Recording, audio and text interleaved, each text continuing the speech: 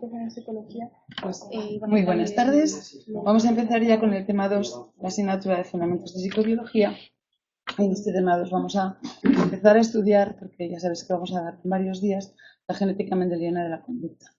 El otro día, como empecé un poquito tarde, prácticamente no me presenté, especialmente para los que estáis en casa o veis luego las grabaciones. Soy Lola Salve, aunque veáis que soy María Dolores Salve. Para mis alumnos soy Lola. Y si tenéis que mandarme algún mensaje a través del foro, email, etcétera, pues es para Lola.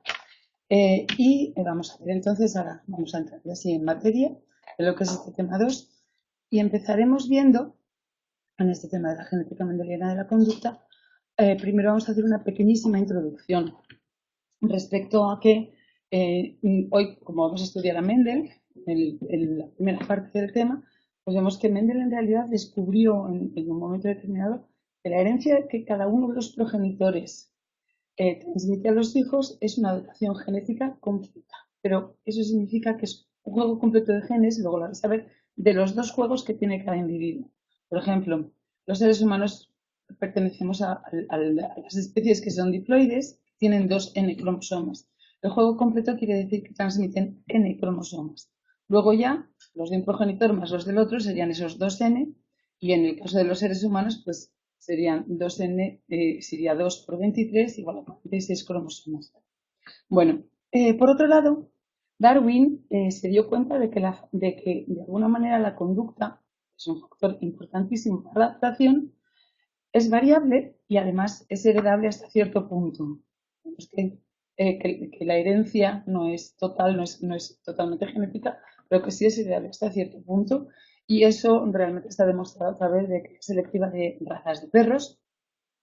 Vemos que en lo que conocemos hasta hoy de las distintas razas de perros se ha podido hacer razas que fueran más de defensa, e incluso perros más agresivos. Algunas de las razas realmente son más agresivas que otras en cambio son más sociales, son más fáciles de llevar.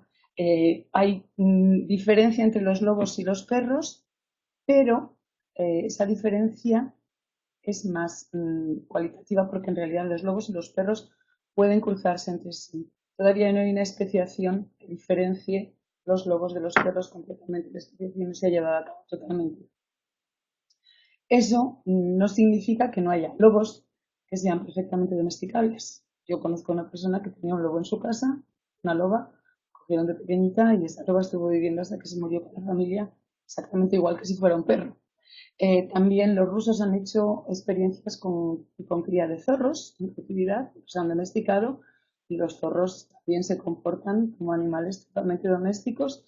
De hecho, si alguien quiere adoptar un zorro, hay creo que una página web en la que se puede adoptar un zorro, porque después de todos los experimentos que han hecho tienen tantos zorritos que no saben ya a quién dárselos ni qué hacer con ellos. Y la verdad es que son unos animales preciosos. Pero bueno, o sea que si pueden ser animales de compañía, tampoco tienen un tamaño muy grande, no son muy castos, se podría. Vale. Bueno, una vez dicho esto, vamos a ver que la teoría sintética de la evolución, que sería ya el neodarwinismo, nos explica la evolución por selección natural como cambio en las frecuencias aléricas de la población. Posteriormente vamos a ver realmente qué son los alelos. Vamos a ver que en los cromosomas hay genes, que los genes pueden tener distintos tipos de alelos cuando hay genes diferentes entre, por ejemplo, padre y madre, y puede haber solamente 2 tipos de genes. En el caso cuando estudiemos a Mendel vamos a ver que cuando estudiemos el color de las flores vamos a ver que realmente solamente hay 2 alelos, el blanco y el rosa en el color de las flores, pero podría haber más alelos en la población. Entonces vamos a ver que esos alelos, esas frecuencias alélicas tienen una variabilidad en la población, y el cambio en esas frecuencias alélicas sería lo que determinaría que hubiera una evolución de las especies, o sea, que hubiera cambios genéticos. Entonces, bueno, aceptamos en principio que la conducta va a ser un fenotipo. La conducta es un fenotipo, quiere decir, vamos a ver, el genotipo sería la constitución genética que tiene un individuo, y el fenotipo sería la exteriorización de esos genes que tiene un individuo determinado. O sea, que el fenotipo es lo que se ve fuera, ¿vale? Entonces, la conducta sería un fenotipo sobre el que hay, bajo el que hay un genotipo que explica en mayor o menor medida, dependiendo de cómo sea la interacción de esos genes, de ese genotipo, con el ambiente en el que está el individuo. Por eso os decía que la conducta es variable y heredable hasta un cierto punto. Entonces, vamos a ver después cómo Mendel nos explica las diferencias en las semillas de guisantes y que realmente eso también podría ser una base para explicar la diferencia entre los genotipos de lobos y perros. Bueno, a los que estáis en casa y a los que veis las grabaciones, lo siento por mi voz, pero es la que hay hoy. Espero poder llegar al final de la clase sin quedarme totalmente afónica y que no me salga ni pizca de voz. Bueno, entonces es verdad que Mendel tuvo mucha suerte cuando eligió los guisantes o mucha pista, porque lo tuvo muy fácil, porque color, textura, etcétera, son rasgos discretos. Vamos a ver qué significa eso. Fijos, que se pueden observar con mucha facilidad. En cambio, la conducta va a ser un rasgo que es variable, es continuo y además es difícil de decir también de manera objetiva. La conducta no está determinada por un solo gen, la conducta va a estar determinada por muchos genes, no es solo uno el que determina la conducta del individuo. Entonces, no es tan sencilla de observar.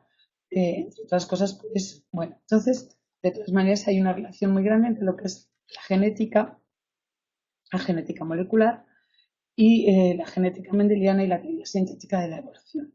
Vale, vamos a ver que en un momento determinado Galton, que era primo de Darwin, ya os lo dije el otro día, dedujo que los rasgos conductuales humanos tenían que tener una base genética que tenía que ser entonces resultado de la selección natural. Él lo que hizo fue estudiar sobre todo lo que podía ser la transmisión de determinados rasgos conductuales que estaban relacionados con la inteligencia de los individuos. Y él decía que cuando los individuos tenían una mayor inteligencia, era más fácil que tuvieran un grado de parentesco familiar de esos individuos con otros individuos que hubieran sido eminentes, sus padres y también muchas veces con los abuelos, ¿no? Entonces a Galton se le considera el fundador de lo que es en este pequeño diseño de lo que sería la genética de la conducta. A Galton le consideramos el fundador de la genética de la conducta. Vale, entonces, hemos dicho ya que la conducta sería un fenotipo y vamos a ver cuál sería la influencia de los genes sobre la conducta.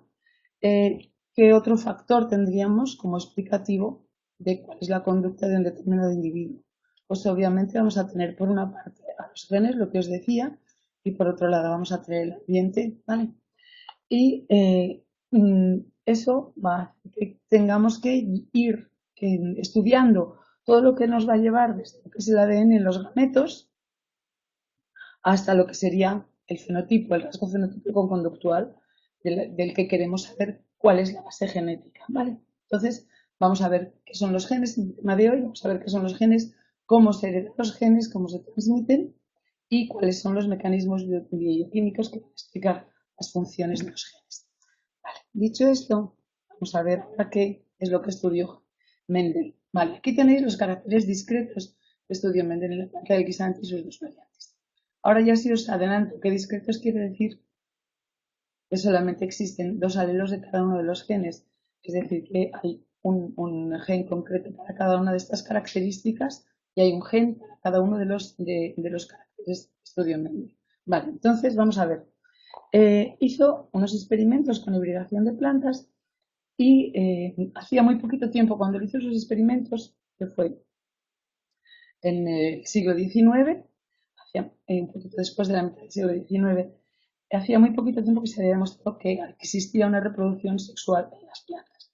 Entonces él lo que hizo fue cruzamientos y lo que decía era que cuando él notó que muchas veces cuando se cruzaban dos plantas, los rasgos de los dos progenitores tenían en la generación intermedia, algunas veces no había una herencia que fuera promedio, sino que lo que salía era el rasgo de uno de los dos progenitores. Así que no sería, por ejemplo, si estamos mirando el color de las semillas pueden ser verdes o amarillas, no salía un verde amarillento ni un amarillo verdoso, sino que salía o amarillo o verde, ¿vale? Entonces decía que lo que ocurría Lo que él descubrió es que hay caracteres que se mantienen constantes y era solamente si tanto el polen como el óvulo proceden de plantas que tienen esos caracteres. Entonces, o el óvulo o el polen tenían que ser de plantas que fueran amarillas o que fueran verdes, ¿vale? A eso él lo llamó factor. Nosotros vamos a llamarlo ya gen desde el primer momento y así luego vamos a poder hablar de genes, aunque siempre que tengáis en cuenta que Mendel, por supuesto, no conocía la existencia de los genes, con lo cual no podía hablar de ello. Vale, él lo que hizo fue demostrar que esos factores no se mezclan, se conservan íntegros como unidades de transmisión hereditaria. Entonces, bueno, lo que hizo fue estudiar que otras veces, que en algunos casos, los caracteres, cuando se cruzaban dos que tenían los caracteres diferentes, todos los hijos tenían la misma característica y en cambio otras veces había diferencias cuando se cruzaban los híbridos entre sí, cuando se cruzaban los progenitores. Bueno, a ver, para un poco porque si no ya parece. Bueno, él hizo una observación únicamente y lo que hizo fue cruzar sus sucesivas generaciones. Vamos a hablar entonces de generación parental, de la primera generación que vamos a llamar F1, de la segunda generación que vamos a llamar F2, y lo que él vio es que cuando se cruzan individuos híbridos, es decir, individuos, por ejemplo, en lo que tenemos, hay dos colores de la flor y dos tipos de genes, entonces, o dos tipos de factores. Si cruzamos flores violetas con flores blancas, individuos plantas de guisantes con flores violetas con plantas de guisantes con flores blancas, lo que va a ocurrir es que de individuos, cuando cruzamos los individuos que son híbridos, que son de la primera generación, hay rasgos que desaparecen y vuelven a aparecer. Después de los cruces de la primera generación, algunos rasgos pueden haber desaparecido y vuelven a aparecer. En el caso de las flores, el color de las flores, lo que va a ocurrir es que si tenemos la primera generación, estamos cruzando flores violetas con flores blancas, en la primera generación, la generación parental sería esta, en la primera generación todas las flores serían de color violeta. Ahora, ¿qué pasa si hacemos entrecruzamiento, autofecundación entre las plantas que son de esta primera generación? Pues entonces lo que vamos a encontrar es que obtenemos una segunda generación en la que este color blanco que había desaparecido en esa primera generación vuelve a aparecer, ¿vale? Si ves aquí, ese rasgo que había desaparecido, ese factor, vuelve a aparecer. Entonces, Mendel lo que hizo fue muchos experimentos exhaustivamente para descubrir matemáticamente qué era lo que sucedía cuando se cruzaban en sucesivas generaciones los híbridos que estaban originados a partir de dos variedades puras, que serían la generación parental. En este caso tenemos dos variedades puras, las que el padre, digamos que estos serían los gametos masculinos y estos los femeninos. Los masculinos van a ser los dos con dos genes del color violeta y el femenino van a ser los dos genes con el color blanco, ¿vale? Entonces, para que sepáis que eso significa que son dos variedades puras, no son híbridas. Entonces, lo que hizo fue cruzarlos varias veces a los individuos de esta primera generación y le llevó a fijarse en rasgos discretos o cualitativos, para lo que eligió variedades puras de plantas de guisantes en las que se pudieran ver con mucha claridad todos esos rasgos que veíamos en la figura anterior, esos rasgos dicotómicos, ¿vale?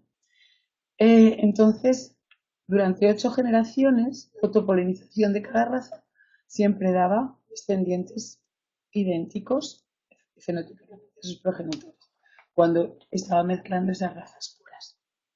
Esas razas puras, en las que tendríamos A mayúsculas o la minúsculas, les servía por razas puras. Si durante 8 generaciones los cruzamientos daban lugar siempre a esas mismas razas puras, le iban a servir como grupo de control. Lo que hacía cuando cruzaba esas razas puras era entre sí, es decir, que lo que iba a cruzar es individuos con los genes A mayúscula con otro individuo que también tenía mayúscula y los de color blanco con los de color blanco y siempre daban color blanco a lo largo de las 8 generaciones, ¿vale? Con lo cual ya sabía que sí que eran razas puras, no había ninguno que hubiera salido con los colores mezclados a lo largo de las 8 generaciones.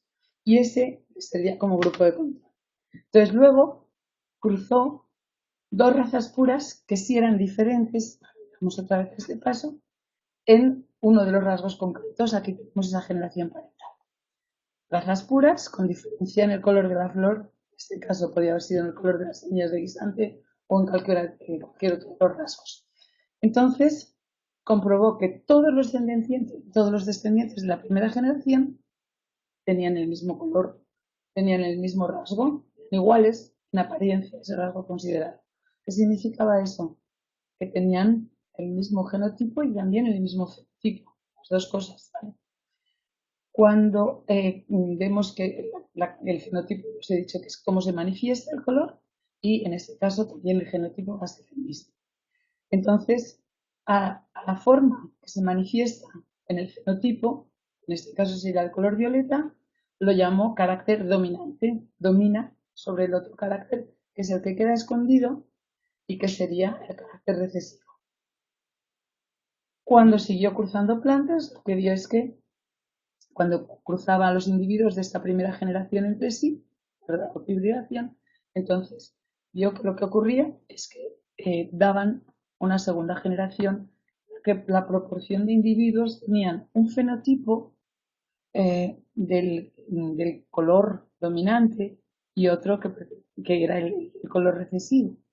¿En qué proporción se encontraban esos individuos? Proporción de 3/4 a 1/4. Bueno, ¿qué pasaba? Que aquí Mendel interpretó como que realmente en esta hibridación el color blanco, el genotipo que es subyacente, no había desaparecido y por eso volvía a aparecer en la segunda generación. Esa variante recesiva había quedado oculta y entonces ahora sí sabemos que esa variante recesiva se debe a que hay un gen, que es un gen recesivo, y que no desaparece, sino que puede de nuevo mezclarse en la segunda generación, puede volver a aparecer. ¿Qué pasa aquí? Pues ahora vamos a ver, si estamos viendo cómo se formarían los gametos, y ahora si nos vamos a fijar en cómo serían los genes si cruzamos dos individuos de esta primera generación, sus gametos serían en todos estos A dominante y A recesivo, mayúscula y una minúscula, una mayúscula y una minúscula. Entonces, si vemos todos los cruces que se pueden producir, solamente habría un individuo que pertenecería, serían los gametos también de la raza pura de color violeta.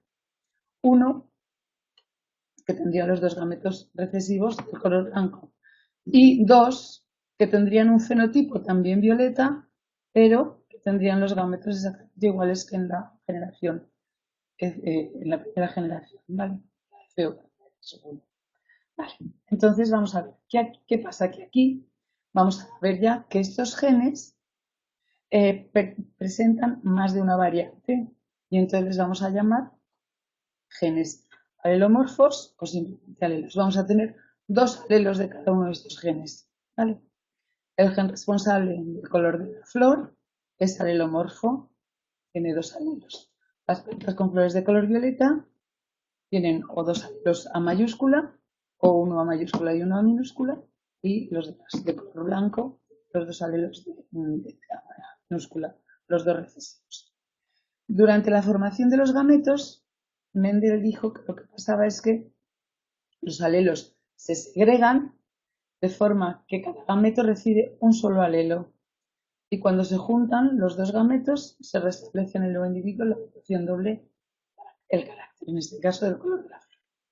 Vale. Esto nos lleva a ver lo que sería, vamos a ver, el cuadrado de Punnett. El tablero de Punnett nos sirve para representar lo que serían los cruces mendelianos, y aquí solamente tendríamos que colocar cuál es uno de los progenitores, uno de los lados, es el progenitor femenino y el progenitor masculino, y con esto podemos saber cuáles son los individuos que el porcentaje de individuos que vamos a encontrarnos en la generación en la que crucemos esas dos razas puras. En este caso, estamos cruzando de la primera generación filial. Aquí no tenemos razas puras, sino que tenemos híbridos, ¿vale? Y aquí tendríamos cuál sería la proporción que encontraríamos, los fenotipos que encontraríamos y también los genotipos subyacentes a ese fenotipo que encontramos. Entonces, ahora ya dicho esto, vemos que los genotipos pueden ser homocigotos cuando los dos alelos son iguales, este caso, ¿vale? Y heterocigotos cuando los dos alelos son diferentes.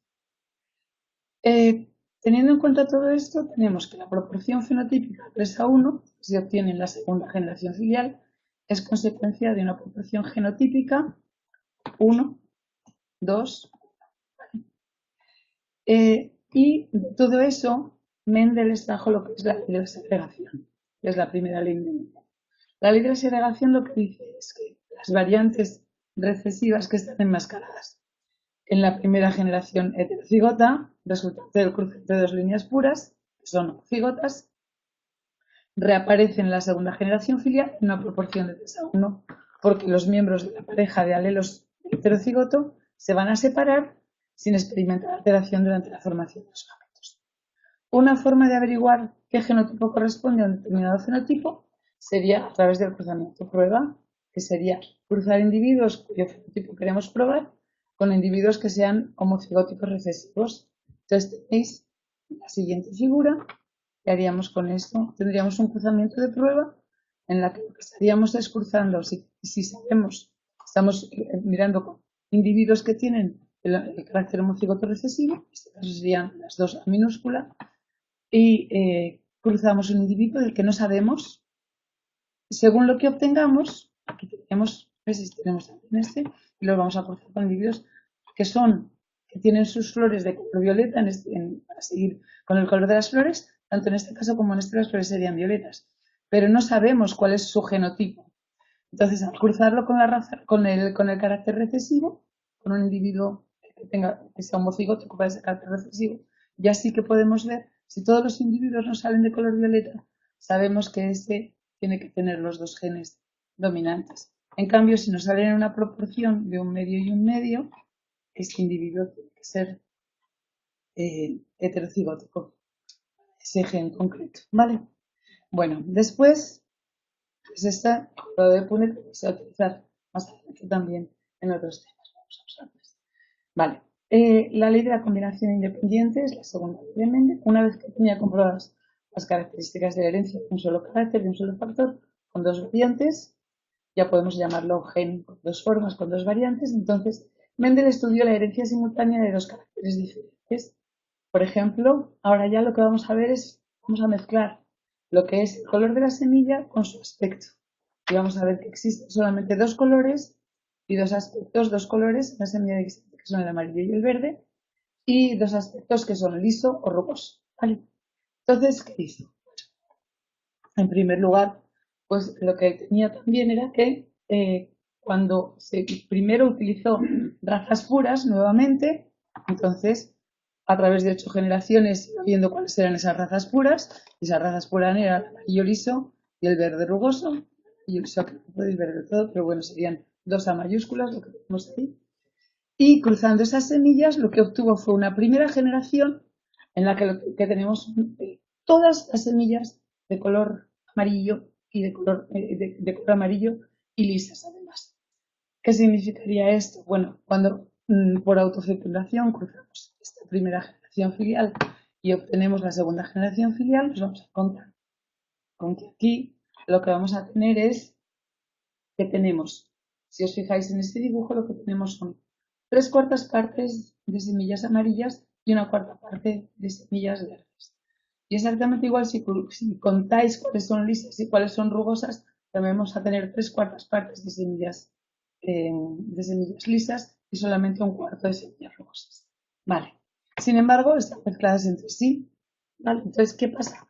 Que realmente esta autofecundación lo que descubrió es que iban por su lado, iban diferenciadas. El color liso y el color amarillo y el que fueran lisas no iban juntas, sino que el color amarillo iba por un lado y el que fueran lisas iba por otro. Exactamente igual que fueran verdes o que fueran rugosas. Se diferenciaban, tenemos amarillas rugosas y tenemos verdes lisas, ¿vale? Juntos. Esos dos caracteres no van juntos, los dos genes no van juntos. Se transmiten de una manera independiente. Y con eso se descubrió lo que es la ley de la combinación independiente. Los miembros de parejas alélicas diferentes se segregan o combinan independientemente unos de otros cuando se forman los gametos. Luego vamos a hablar entonces de lo que sería ya reproducción sexual, teniendo en cuenta todo lo que hemos visto de las leyes de Mendel. Vale. Bueno, ahora ya sabemos que existen los genes, sabemos que las leyes de Mendel tienen una base científica, se ha podido comprobar, y vamos a ver que ahora lo que tenemos que ver es cómo es posible que los progenitores pasen a los descendientes, a las siguientes generaciones, una copia de cada uno de los factores hereditarios de los que hablaba Mendel, de esos genes, de los dos que poseen. La meiosis es el nombre que recibe el proceso por el que va a existir un reparto equitativo y también se debe al azar los genes entre los gametos, de forma que cada uno de los gametos que se forman recibe una sola copia de cada gen, ¿vale? Entonces, bueno, Mendel eligió 7 caracteres en las plantas de guisante y curiosamente lo que ocurre es que solamente hay 7 genes. Ahora ya se sabe que existen también 7 genes concretamente en lo que es la planta de guisante, o sea que hizo una elección muy correcta para explicar todo lo que sucedía. Bueno, entonces primero, vamos a ver, tenemos varios conceptos, nomenclaturas que tenéis que recordar. Por una parte, los gametos tenían que recibir una copia de cada cromosoma. Entonces, cada gameto tiene que tener una copia de cada gen de las especies diploides. De las dos que tienen las especies diploides. Vale. Tenemos por una parte especies diploides y por otra haploides. Las diploides, y tenemos células también en nuestro cuerpo, vamos a tener también algunas células que son diploides y otras que son haploides. Vale. Cuando hablamos de células somáticas, nuestras células somáticas normalmente son diploides porque llevan 2 copias de cada uno de los cromosomas. Van emparejados, tienen los mismos genes. Hemos dicho que en el caso del ser humano eran 2n igual 2 por 23, ¿vale? Los cromosomas van por parejas porque contienen los mismos genes. Después vamos a ver qué ocurre cuando estamos hablando de sexo masculino o femenino, que tenemos que puntualizar entonces que realmente el cromosoma X, si es igual, el cromosoma X tiene su homólogo exactamente igual en el caso de las hembras, pero en el caso de los machos, el cromosoma X lo que va a tener es el cromosoma Y emparejado con él, o sea que va a ser diferente, ¿vale? Vale, entonces tenemos que los cromosomas van por parejas, los mismos genes, cada cromosoma, esas parejas tienen un homólogo. El número diploide de cromosomas se representa con la expresión 2n y los gametos, en cambio, los gametos van a ser haploides, pero van a tener solamente una copia de cada cromosoma y ese número lo vamos a representar con n mayúscula. Vale, entonces, bueno, vamos a ver. El desarrollo de cualquier organismo vivo pluricelular significa que tiene que haber una reproducción celular mediante mitosis. Las células se van a multiplicar de forma que una célula se divide. Lo tenéis aquí a la derecha, lo que sería un proceso clásico de mitosis. Cada una de esas células se va a dividir, va a dar lugar a 2 células idénticas. Es lo que pasaría cuando se reproducen las células de nuestra piel. Y en esas células lo que va a pasar es que va a haber 2 copias exactas de todo el material genético. Hay una copia nueva de cada cromosoma. Cada una de las 2 células hijas va a tener a su vez 2 n cromosomas. Aquí tenemos la célula progenitora, cómo se divide, y cada una de las células hijas tiene también 2 n. Vale. Entonces vamos a ver que hay otro proceso que sería la meiosis. Tanto en la mitosis como en la meiosis sería este proceso que estáis viendo aquí a la izquierda, ¿vale? Todo lo que tenemos aquí a la izquierda sería el proceso de meiosis. Tanto en un caso como en el otro, hasta la metafase, los cromosomas están formados por 2 cromátidas. Pero ahora vamos a ver la diferencia entre un caso y el otro. Vale. En el caso de la meiosis, lo que va a pasar es que tenemos en la profase, lo que vamos a tener es uno de los cromosomas, en este caso solamente vamos a ver que tenemos aquí 2 cromosomas homólogos y otros 2 cromosomas homólogos, ¿vale? Cada uno de ellos va a estar formado por 2 cromátidas y los cromosomas, cada uno de ellos tiene 2 cromátidas y vemos que en esa profase 1 lo que vamos a tener son unas cromátidas que están unidas en un punto y que aquí, en un momento determinado, lo que vamos a tener es que esos 2 cromosomas se van a unir, los cromosomas homólogos se van a emparejar, ves aquí que los tenemos emparejados y forman las tetradas, ¿vale? Y en esas tetradas lo que va a pasar es que lo que tenemos es que ya esas dos cromátidas de cada uno están unidas, con lo cual tenemos tenemos 4 cromátidas en cada uno de esos grupos, en esas tétradas, que también se llaman bivalentes. ¿Qué ocurre entonces después de esa profase en lo que sería la metafase 1? Bueno, pues aquí tenemos que los cromosomas homólogos lo que van a hacer es alinearse en el ecuador de esa célula y en los extremos tenemos los dos polos, ¿vale? Se alinean y en este momento es cuando se va a producir un fenómeno muy importante que vamos a ver después, que es cuando se produce el cruzamiento, después de que, y después de ese cruzamiento, entonces lo que va a ocurrir es que se van a dividir esas tetradas y lo que va a pasar es que va a haber uno solo de los homólogos que va a pasar a cada una de las células fijadas y van a pasar dos cromátidas, pero va a haberse producido ya un entrecruzamiento entre el material genético de los cromosomas, ¿vale? Entonces, ¿qué va a ocurrir? Que ahora ya los cromosomas homólogos se van a separar y lo que vamos a tener son células hijas en las que lo único que va a haber es N cromosomas, ¿vale? Hasta aquí es las similitudes y las diferencias con lo que era la mitosis propiamente dicha. Que lo que vamos a obtener son células hijas en las que solamente hay N cromosomas. Una vez que se ha producido esa primera fase de lo que es la meiosis, hay una meiosis 2 en la que lo que tenemos es algo más parecido a lo que era la mitosis normal, en la que la profase va a ser un momento en el que los cromosomas que están formados por dos cromátidas hermanas se van a alinear y ahora ya se van a alinear por separado, ¿vale? No se emparejan para la célula es haploide. Y en la metafase lo que va a ocurrir es que cada uno de esos cromosomas se va a colocar en el centro, en el uso, en el ecuador de esa célula, lo veis aquí, y lo que va a ocurrir es que de cada una de esas dos células tenemos hijas de estas células, que ya son hijas de esta célula, que son, perdón, las células hijas que habíamos tenido como resultado de la meiosis 1, lo que tendremos es que después en la anafase y la telofase, cuando se produzca la división, lo que va a ocurrir es que se van a formar dos células que van a ser los gametos en los que vamos a tener una sola cromátida de cada uno de los cromosomas, ¿vale? Entonces tendremos aquí en los gametos una cromátida de cada uno de los cromosomas, por lo cual vamos a tener también esos gametos N cromosomas, ¿vale? Cada célula hija que resulta tiene en su núcleo la mitad del cromosoma de los cromosomas que tenía la original, y además los cromosomas van a ser diferentes de los originales porque se va a haber producido la recombinación en el proceso de entrecruzamiento del que vamos a hablar a continuación. Vale.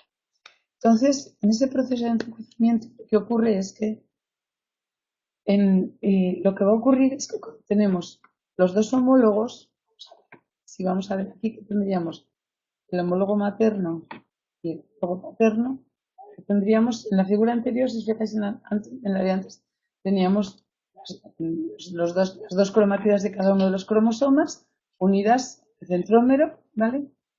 Y una vez que tenemos las tetradas bivalentes, cuando estamos ya en la fase, en la profase 1, pero en ese momento en que se han formado las tetradas, aquí lo que veis es que lo que se producen son entrecruzamientos entre las cromátidas de los cromosomas que están próximos. Esos entrecruzamientos se producen en unos puntos que se llaman quiasmas, y cuando se producen esos entrecruzamientos, lo que ocurre es que hay cambio material genético entre estas dos cromátidas. Entonces, digamos que el material genético de esta pasaría aquí y este material genético pasaría aquí. Lo mismo que podría ser con la parte de abajo. Vale, entonces, como resultado, tendríamos aquí, si veis, en esta parte, ya no tenemos estas dos cromátidas con el mismo material genético que habíamos visto en el paterno y en el materno, sino que el material genético se ha combinado y se ha producido un cruzamiento de ese material genético, con lo cual estamos obteniendo más variabilidad, ¿vale? En ese fenómeno de recombinación génica tenemos entonces que ya después de esa etapa, cuando tenemos la metafase 1, esos bivalentes o tetradas se insertan en las fibras del uso, van a tener una ordenación circular, la placa ecuatorial, teníamos aquí, vale. Y entonces una vez que ya estamos en esta fase, ya aquí, esta fase y telofase, lo que tenemos son combinaciones nuevas del material genético. Esto es muy importante en cuanto a que eso va a producir muchísima variedad genética, ¿vale? Mucha variabilidad. Vale, después vamos a ver. Hasta ahora lo tenéis todo muy clarito, me imagino, ¿no? Sí. Ahora lo que va a pasar es que después, cuando se ha producido este entrecruzamiento, aquí lo que tenemos, tendríamos este proceso de entrecruzamiento, esos puntos en los que se produce el entrecruzamiento, el quiasma, el material genético no se puede intercambiar totalmente. ¿Por qué?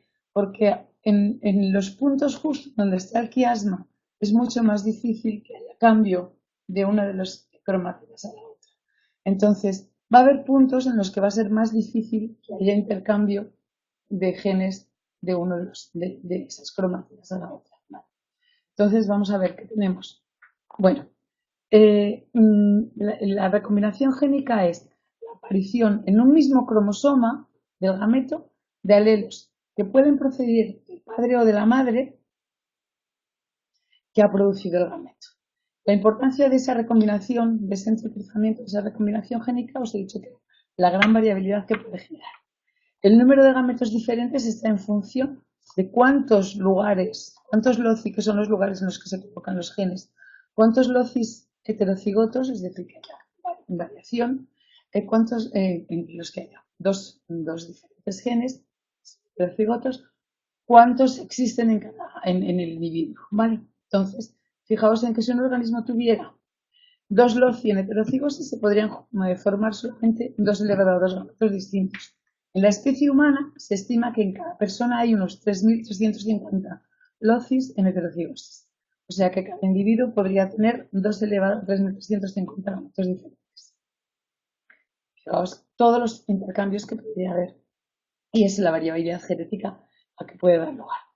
Cuando dos genes están muy cerca, porque están muy cerca entre sí en esos quiasmas, cuando están muy cercanos entre sí y tienen una muy baja tasa de recombinación entre ellos, entonces decimos que existe ligamento entre esos genes.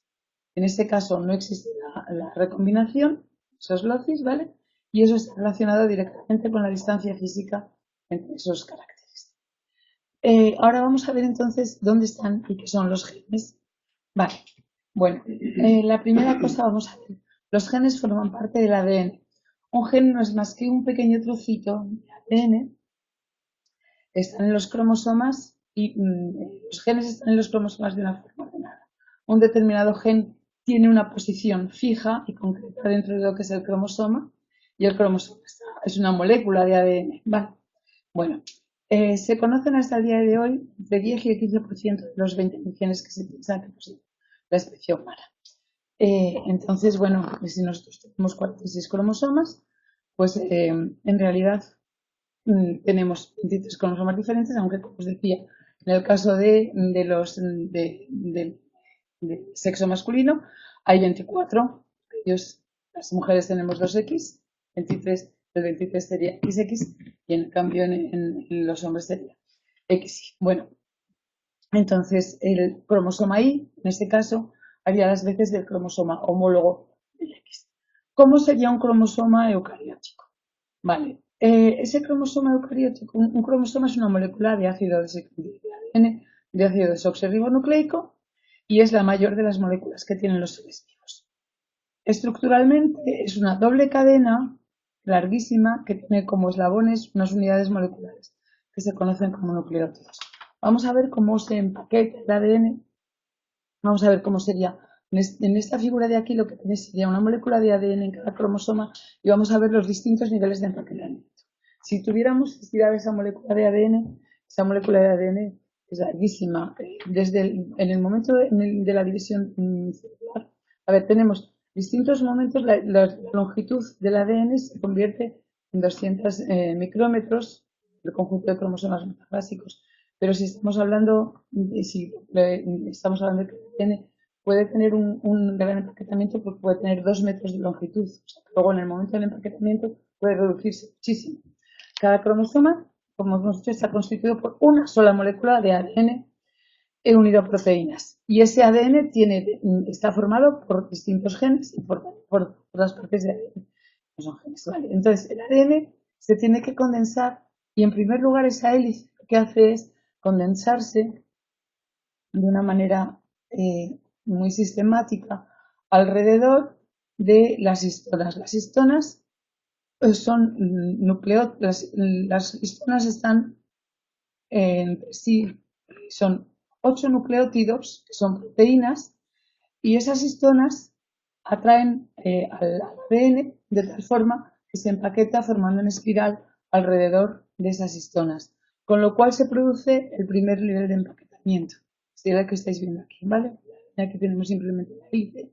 Y en este primer nivel de empaquetamiento, alrededor de las histonas, el empaquetamiento de ADN, es cuando se forman los nucleosomas, ¿vale?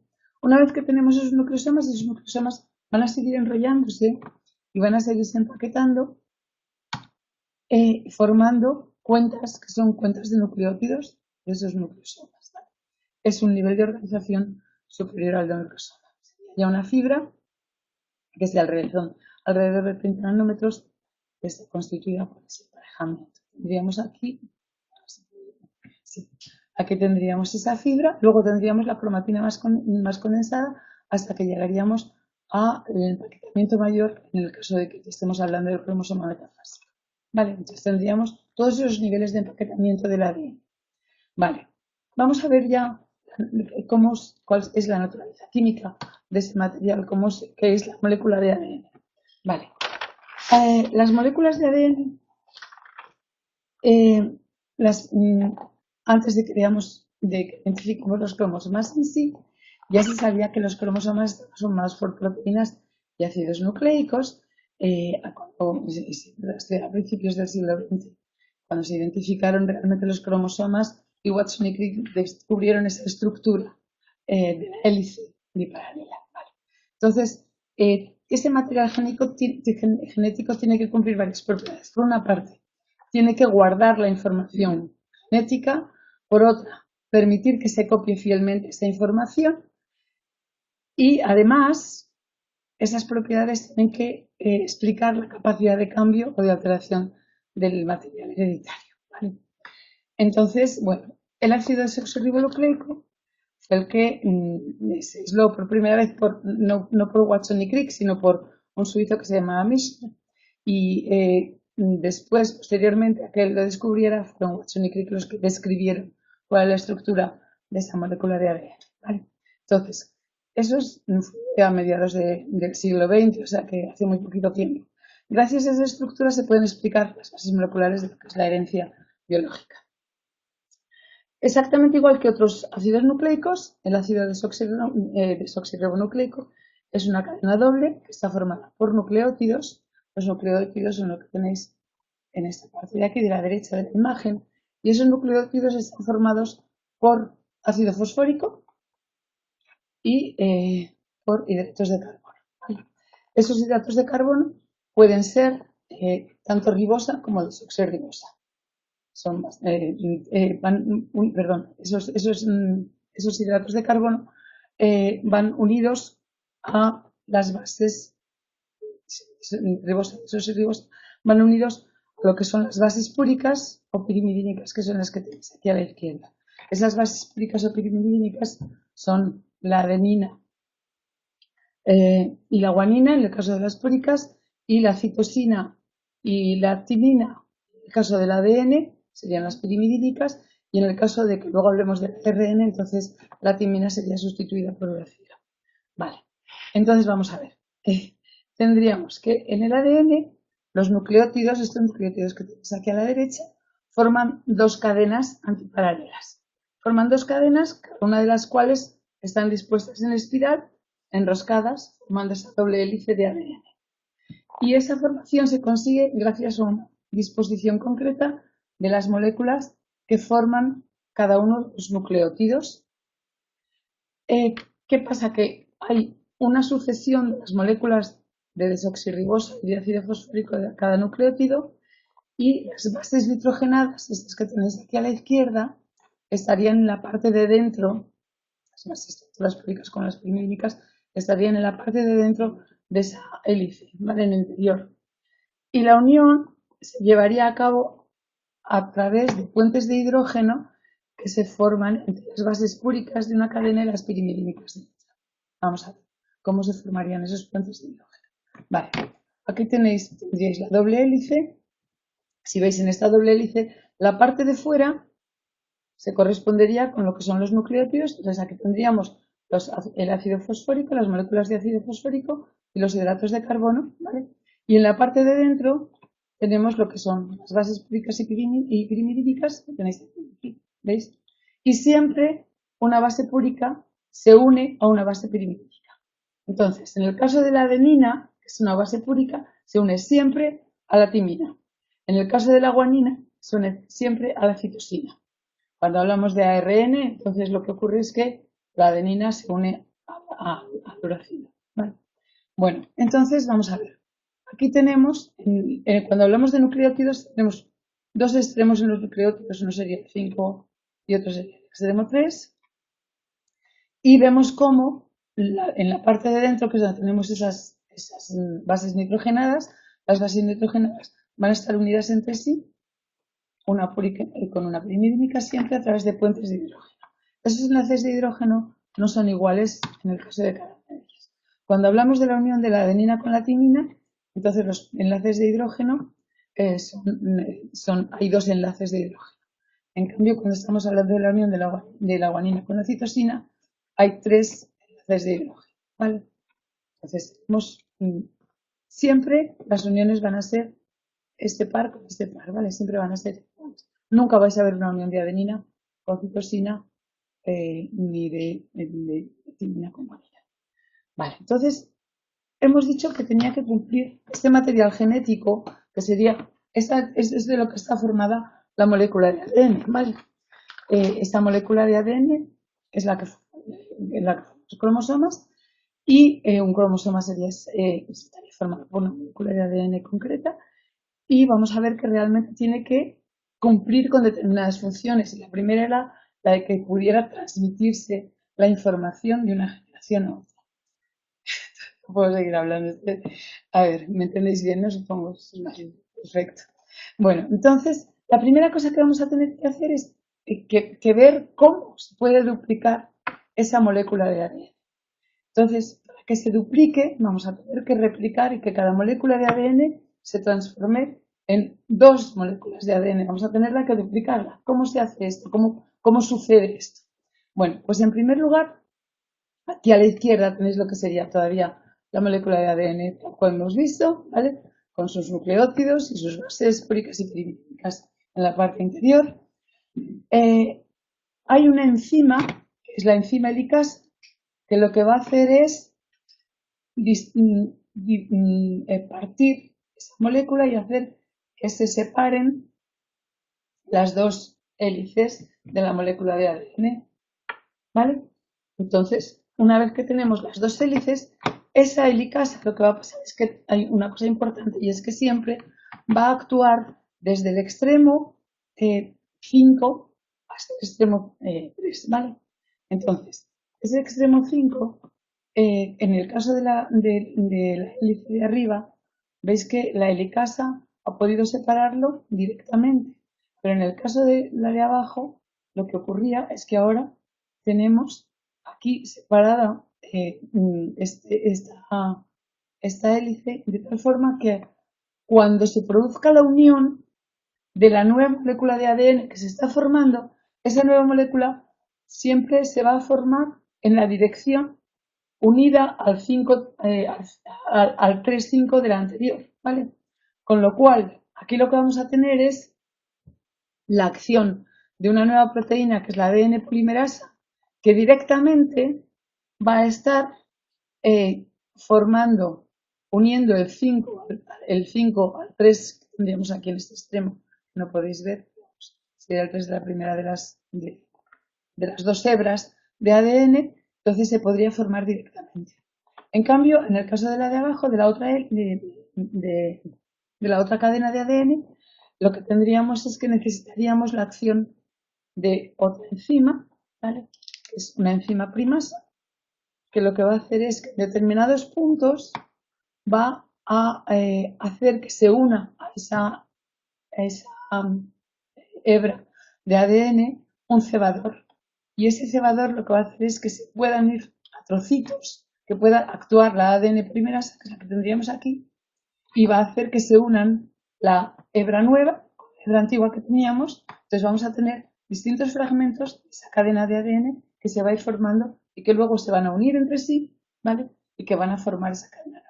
Con lo cual vamos a tener, por una parte, una cadena adelantada, que se va a poder formar directamente, y una cadena retrasada, lo que se va a ir formando más despacio, porque va a tener que intervenir la enzima primasa, el cebador, y luego ya, probablemente, la ADN polimerasa, ¿vale?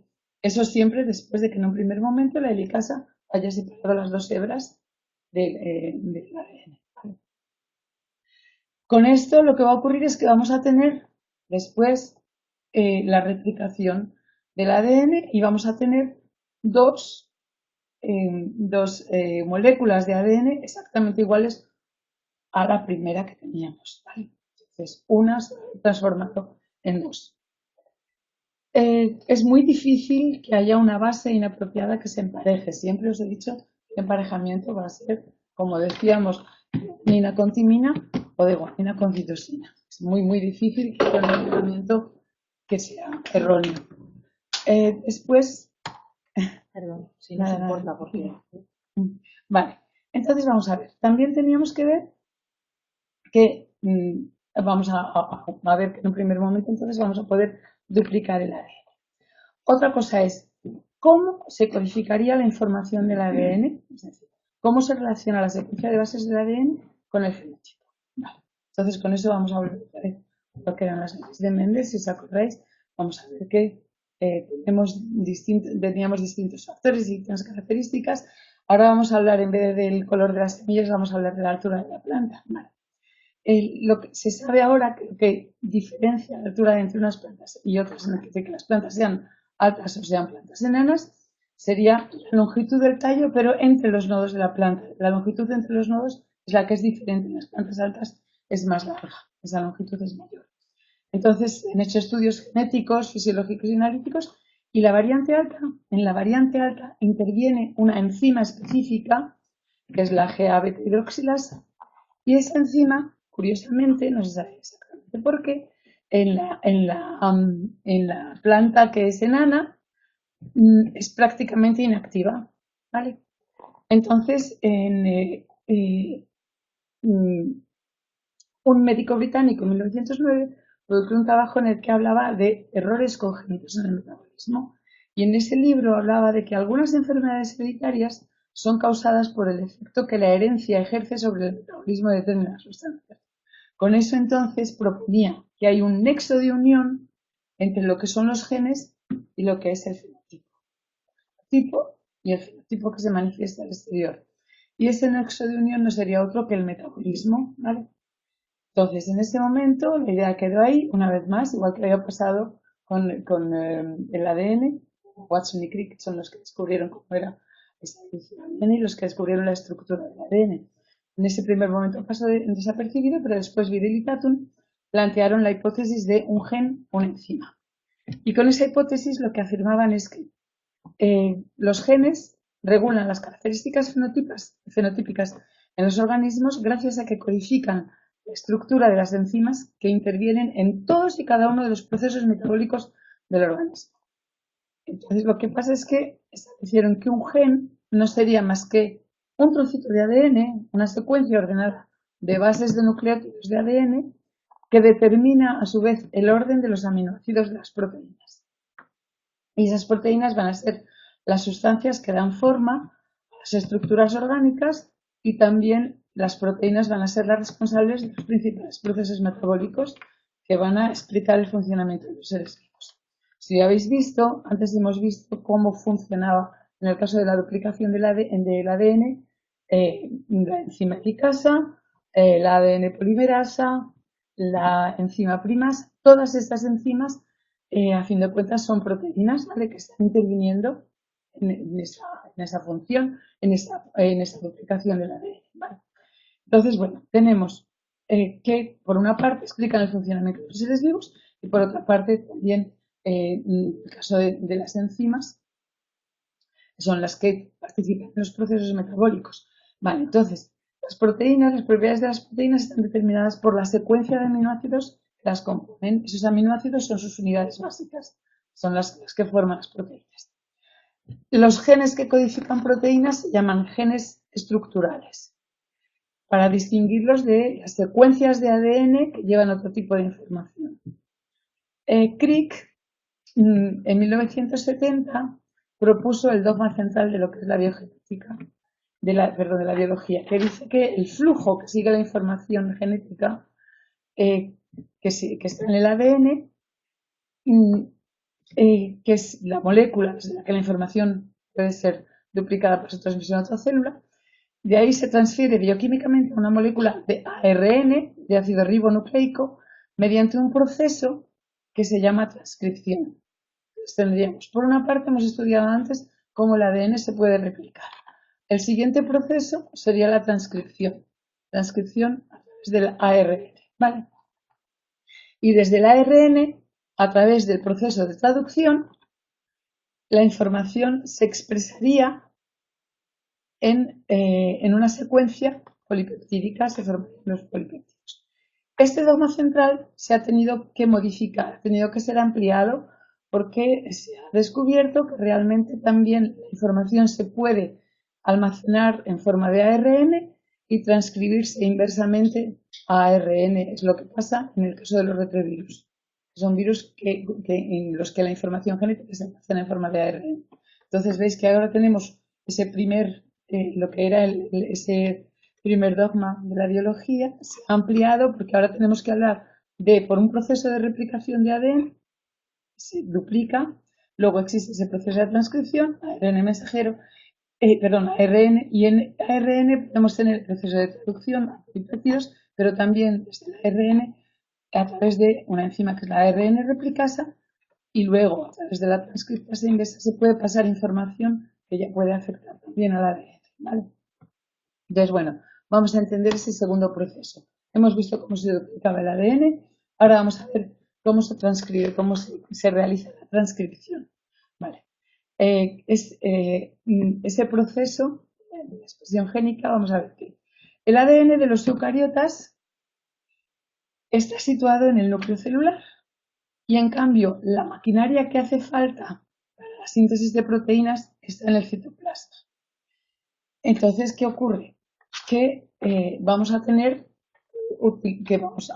que desde el núcleo se va a tener que transmitir la información al citoplasma para que luego se produzca todo ese proceso de transcripción y traducción. Vale, empezamos con la transcripción.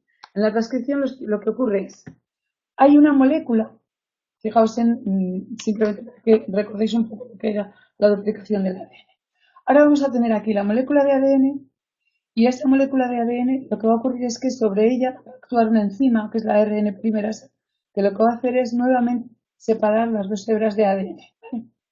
Pero ahora va a separar las dos hebras de ADN y lo que pasa es que una de ellas queda simplemente separadita y la segunda hebra lo que va a hacer es irse uniendo a una hebra complementaria de ella, siempre utilizando esa complementariedad entre las bases úricas y pirimidínicas, pero ahora se va a formar una hebra que es complementaria y que es el ARN mensajero.